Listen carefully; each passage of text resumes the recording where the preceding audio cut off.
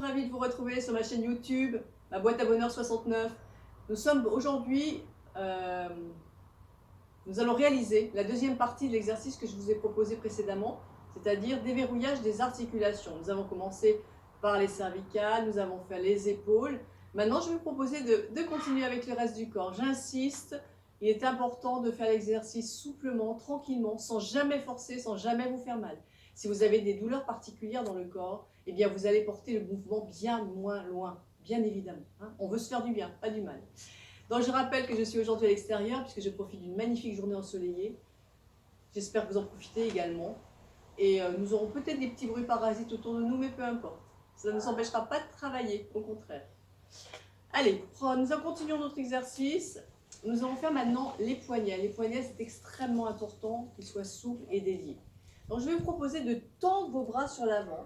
La tension se sent de l'aisselle, l'épaule, dessus le bras jusqu'au bout des doigts qui sont retournés un peu sur l'arrière. Vous les poussez sur l'arrière. Comme si vous poussiez un mur, mais en même temps vous poussez vos doigts sur l'arrière, en direction du visage. Je vais inspirer et je vais rester quelques secondes dans cette position. Allez, inspirez, expirez profondément, tranquillement.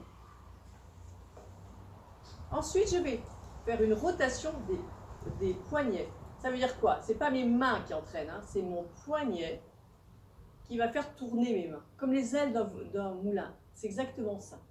Donc je tourne, hop, hop, c'est vraiment ça part du poignet. Imaginez votre poignet en travail.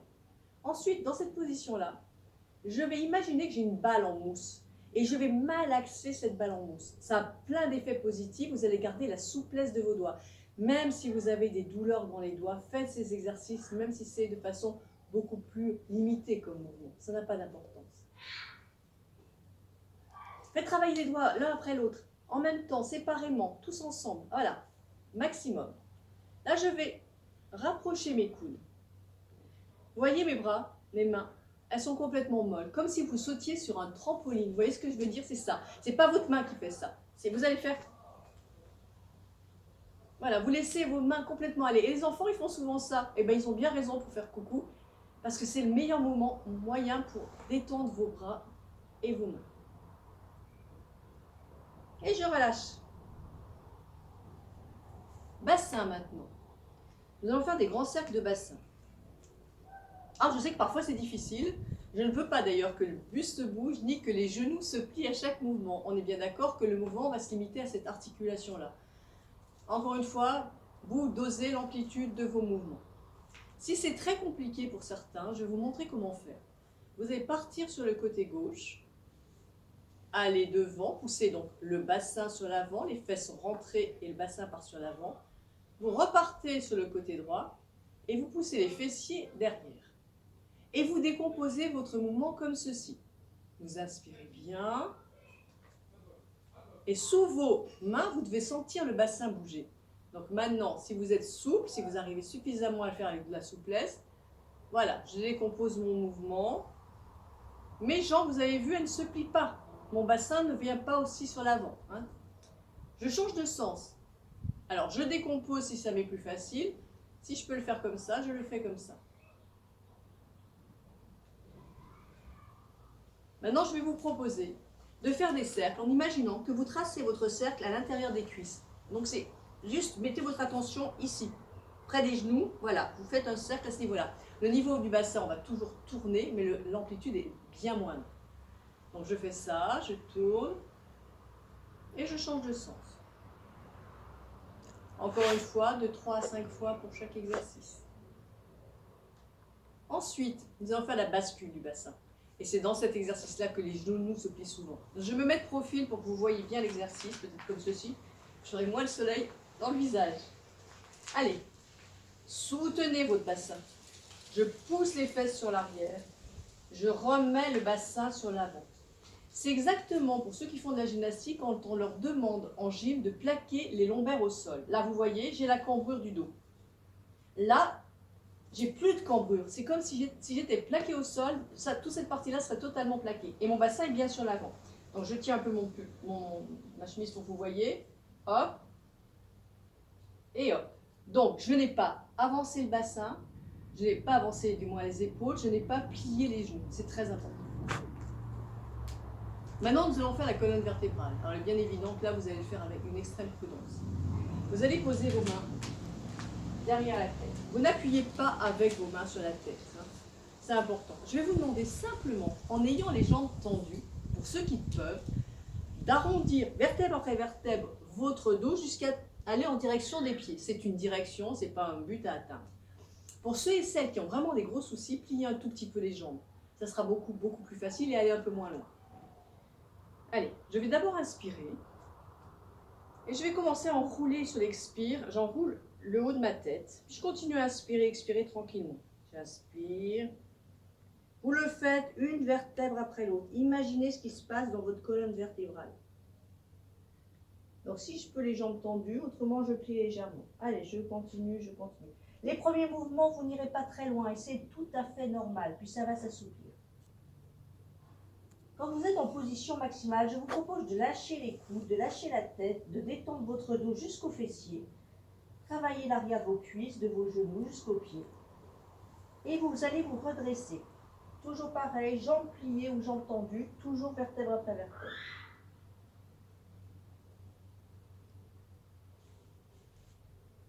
À votre rythme.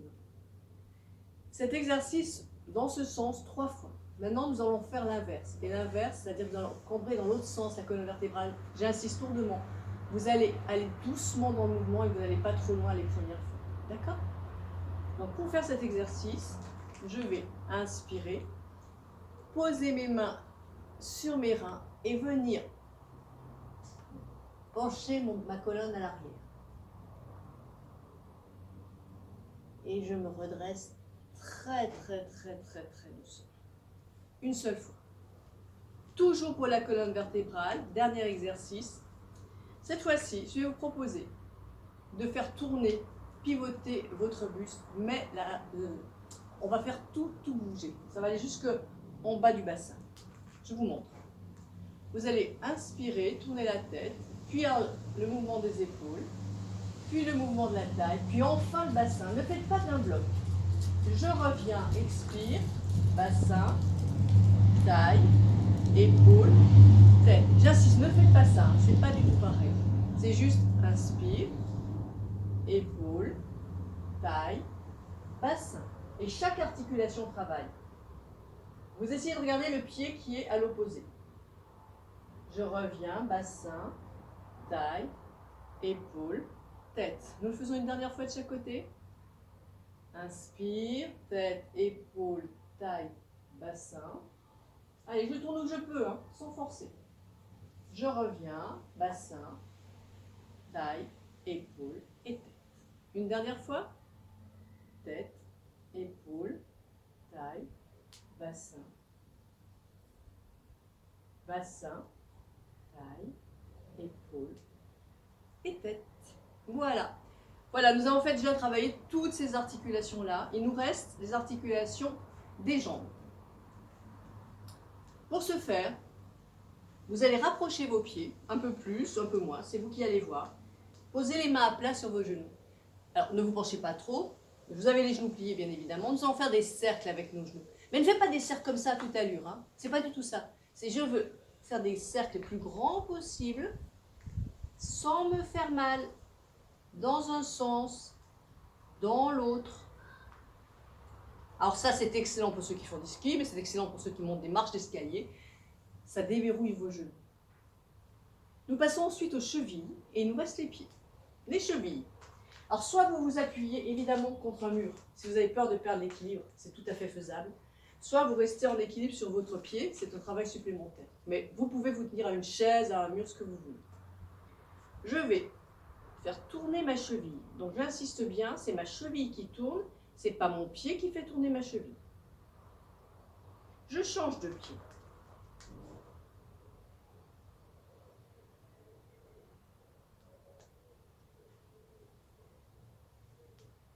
Je reviens. Maintenant, toujours en se tenant, en gardant l'équilibre, nous allons faire travailler nos pieds et nos orteils. Ça, c'est primordial. Donc tout d'abord, toujours talon, pointe, talon, pointe, talon, pointe. Changement de pied, talon, pointe, talon, pointe, talon, pointe. Je reviens. Maintenant, je vais enlever mes chaussures pour que vous voyez mieux le mouvement, parce que c'est un mouvement d'orteil. Et je vais tout simplement inspirer en rentrant mes orteils le plus possible. D'accord? Comme ça. Expire, je lâche. Inspire, expire. Ce que je préfère vraiment, c'est que vous fassiez ce pied, je pose, ce pied, je pose. Si vous avez des douleurs dans les orteils, faites le mouvement quand même. Gardez une certaine mobilité à vos orteils, toujours sans vous brusquer, sans vous faire mal. Je l'ai fait en rentrant, maintenant je lève. J'écarte, je pose. Je lève, j'écarte, je pose. Je lève, j'écarte, je pose. Je sais que c'est parfois extrêmement compliqué. Il y a beaucoup de gens qui me disent « mais j'arrive pas ni à lever mes orteils, ni à les écarter ». Ça n'a pas d'importance. Faites le mouvement parce que votre cerveau, lui, la connexion avec les orteils, il l'a fait. Donc le mouvement viendra petit à petit, plus ou moins grand, ça n'a aucun... Il n'y a pas de challenge. Le seul challenge, il est avec vous. Voilà. Ce que je veux vous proposer, ce que je tiens vraiment, c'est que vous retrouviez votre pleine forme, vos plein potentiel physique, mental et émotionnel. Ça veut dire quoi? Ça veut dire que toute votre vie, vous puissiez garder votre souplesse et garder votre autonomie. Et je vous le souhaite du fond du cœur.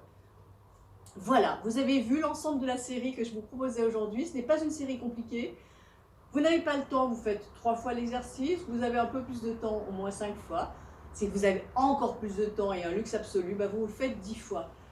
La seule chose, c'est que pour ce qui est de l'exercice pour la colonne vertébrale, l'arbre de vie, 3 fois devant, 1 fois derrière. Et attention, je rappelle, derrière, hein, on ne va pas trop loin dans le mouvement. Si je vais que là, je vais uniquement que là. Hein, d'accord? Voilà, je vous souhaite une magnifique journée ensoleillée. Profitez bien de tout ce que la vie vous offre. Et je vous souhaite une bonne sortie de confinement. Merci à toutes et à tous. Au revoir.